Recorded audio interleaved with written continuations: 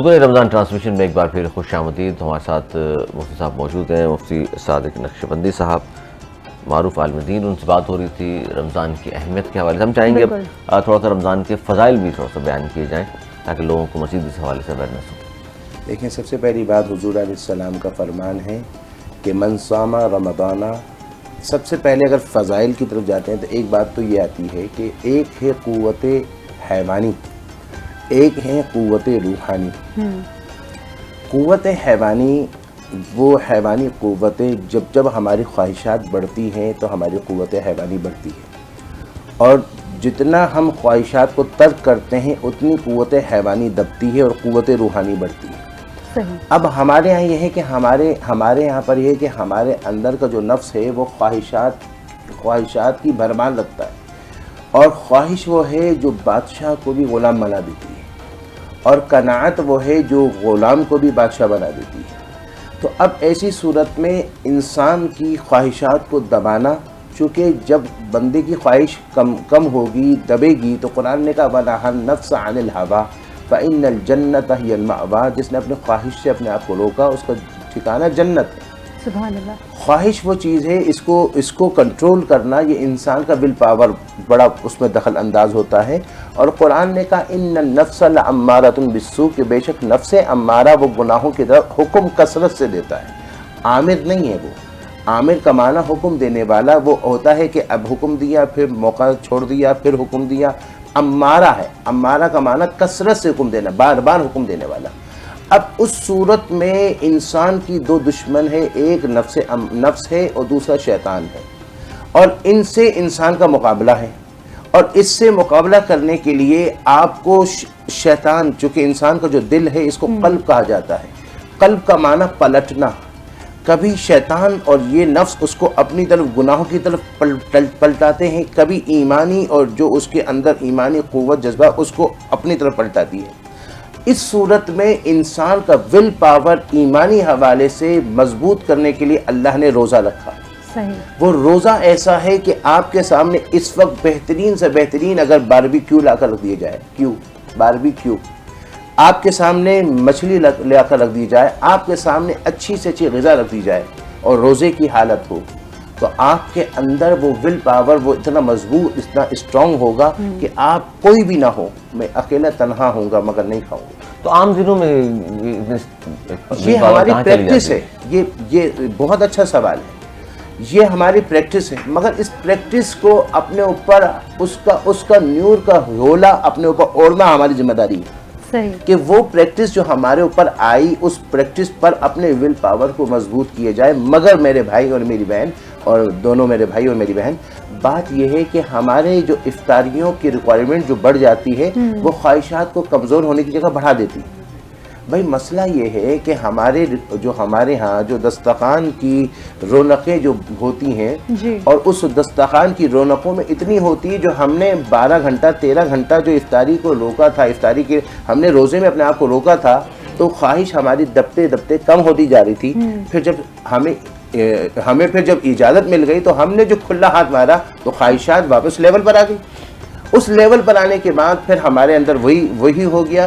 تو ایسی صورت میں ہمارے اندر یہ ہونا چاہیے کہ ہم افطاری کے بعد بھی ایک لمٹ کی طرف آہستہ آہستہ بلے آئے. اس میں سنت طریقے کو کیوں نہیں اجاگر کیا جاتا کہ جناب روزہ کھولنے کا سنت طریقہ یہ ہے؟ معاملہ یہ ہے کہ ہمارے یہاں پر صرف لوگ سننے تک کے رہ گئے, میرے بھائی, سننے تک رہ گئے.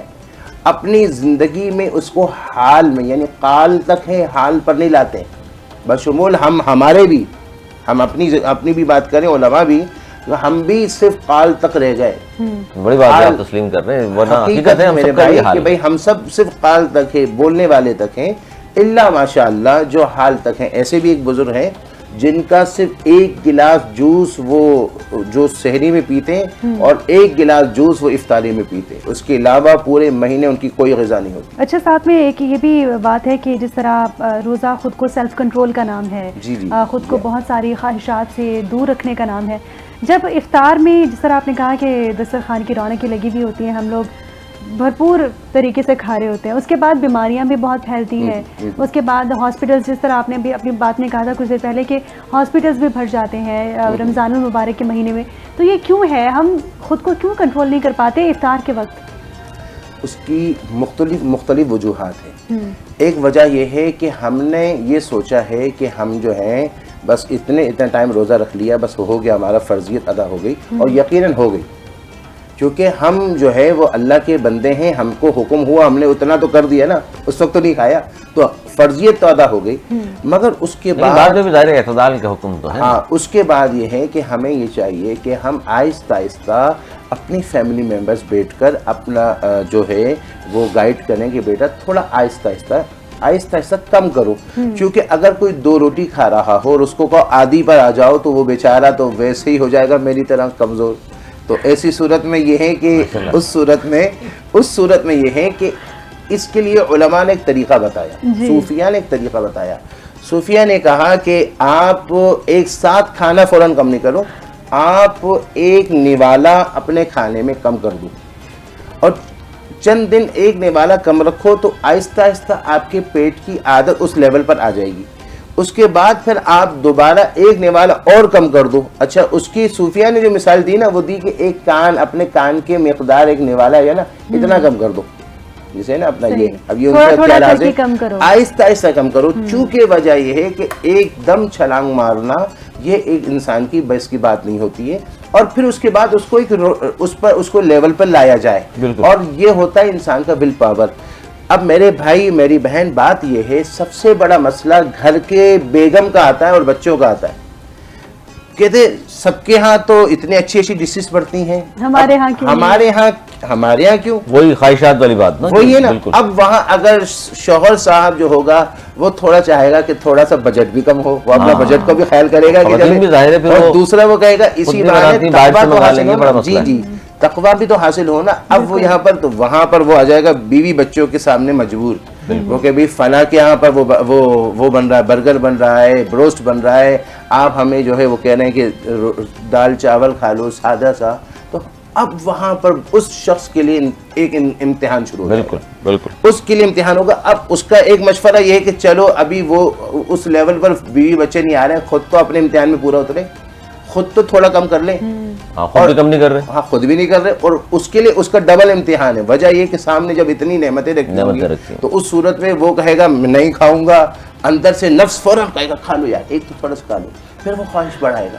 تو اس صورت میں یہ ہے کہ انکار کرنا بھی تو کفران نعمت نہیں ہے.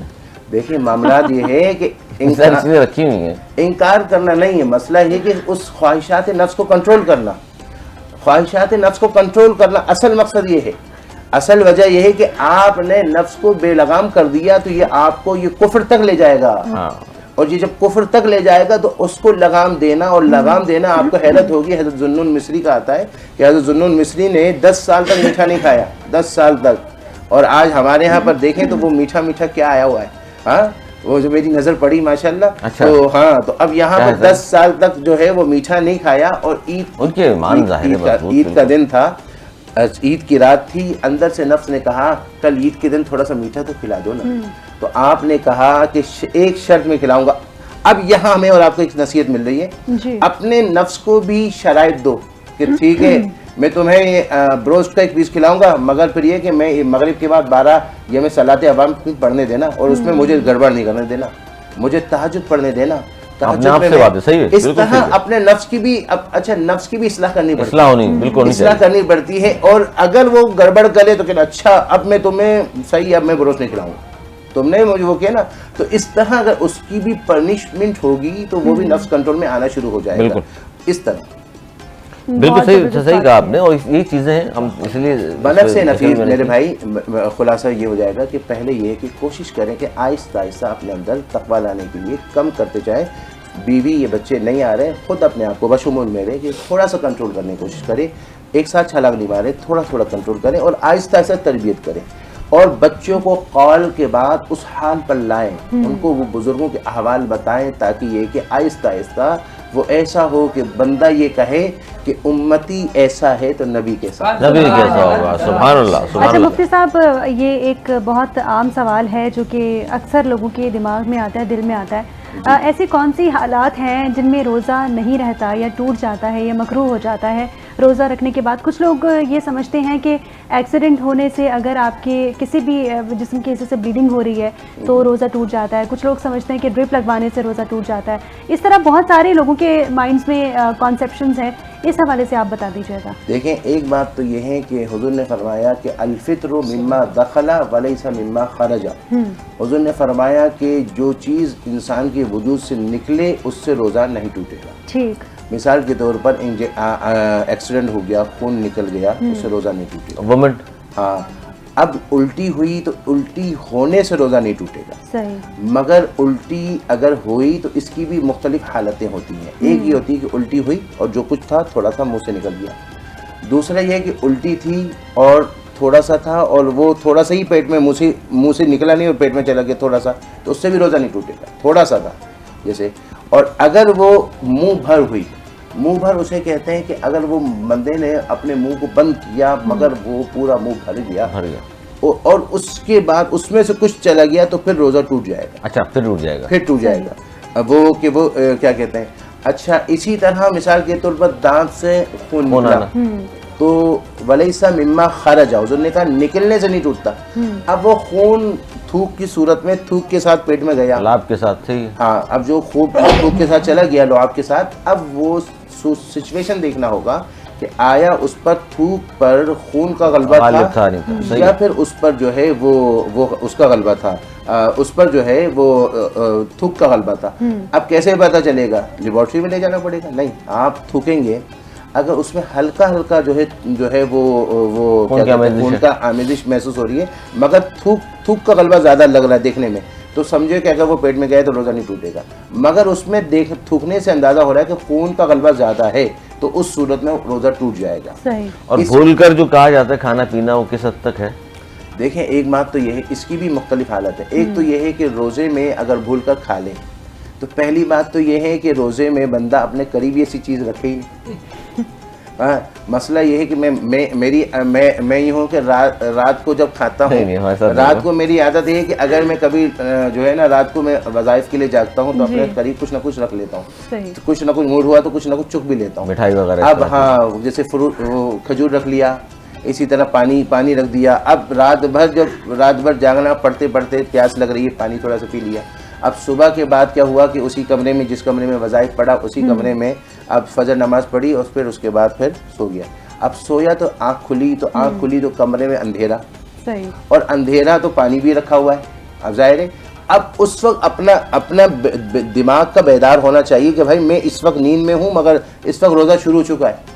یہ نہیں کہ پانی کا ٹائم نہیں دیکھا آپ نے, آپ پہلے سو گئے سحری سے اور پھر اچانک آنکھ کھلی, اذان ہو چکی تھی. اس میں بیدار مغز رکھنا ضروری ہے کہ بھئی آپ کا دماغ بیدار ہے کہ بھائی میں اس وقت یہ دن کا ٹائم ہے, سورج طلوع ہو چکا ہے, صبح ہو چکی ہے, اب پانی نہیں پینا. یہ کمرے میں بے شک اندھیرا ہے. وہ ظاہر ہے بندہ جب سو رہا ہوتا ہے تو کمرہ بند کر دیتا ہے, لائٹ بند کر دیتا ہے تو اندھیرا ہوتا ہے. تو اس وقت پھر اس وقت بعض دفعہ وہ کنفیوز ہو جاتا ہے, پتہ نہیں ابھی دن ہو رہا ہے رات ہو رہی ہے, بعض دفعہ یہ حال بھی ہوتا ہے. سحری کے ٹائم یا افطاری کے ٹائم, ایک تو یہ. اچھا اتنا لمبا نہیں سونا کہ افطاری کا ٹائم ہو رہا ہو, تو وہ ایک تو یہ. دوسری بات یہ ہے کہ بندہ جو اگر ویسے ہی جو ہے وہ, اچھا یہاں ایک ہے نسیان, ایک ہے خطا, ایک ہے عمد. یہ تین حالتیں ہیں. بھول چکی اس کی بات کر رہے ہیں. ہاں جی, بھول کا کھانا یا کھانا یا جو ہے نا, اس کی تین حالتیں. ایک ہے نسیان, بھول گیا, پتہ نہیں تھا, اس نے کھا لیا, تو حضور فرماتے ہیں کہ اللہ نے اس کو کھلایا ہے. اللہ نے کھلایا اس کو, اللہ نے اس کو ایک نوالا کھایا ہو یا اس نے دو نوالے کھائے ہو, جتنے بھی کھایا ہو.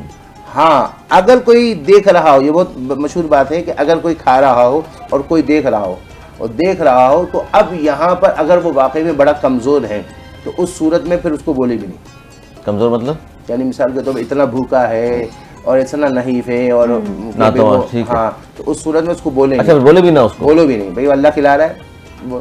مگر اگر وہ اسٹرانگ ہے, اگر اس کو بول سکتے ہو تو وہ پھر وہ کیا کہتے ہیں اس وقت وہ روک دے گا. ظاہر بتاؤ گے تو اب تو بھول ختم, تو اس صورت میں تو یہ ہے کہ بندے کو روکنا ہی ہے. اب تو کھائے گا تو عمد ہو جائے گا.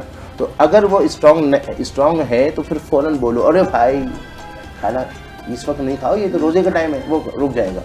اب ایک تو تھا نسیان, دو بتا دیا آپ نے. نسیان نہیں, میں ابھی تو نسیان کی بات کروں کہ بھول کر. دوسرا ہے عمد. مثال کے طور پر آپ وضو کر رہے تھے اور وضو میں آپ نے کلی کے لیے پانی لیا اور وہ کیا, اب آپ کو پتا ہے بھائی روزہ ہے اور جا سکتا ہے, اور اس صورت میں آپ نے احتیاط نہیں کیا اور وہ آپ کا چلا گیا, بالکل, تو جو چلا گیا یہ خطا ہے. صحیح. اچھا, یہ خطا ہے, یہ غلطی ہے کہ بھئی آپ پینے کا موڈ تو نہیں تھا, آپ تو کلی کے لیے آپ نے پانی لیا اور یہ چلا گیا, تو یہ خطا ہے. اب خطا ہو گئی تو یہ نسیان تو نہیں, تو اس کو یاد تھا, اس صورت میں روزہ ٹوٹ جائے گا چونکہ خطا ہو گئی. مگر بالکل, میں چھوٹا سا بریک لے لوں, یہیں سے بات کا آغاز کریں گے, چھوٹا سا بریک لے لیں, بریک کے بعد پھر حاضر ہوتے ہیں. کہیں مت جائیے گا, دیکھتے رہیے.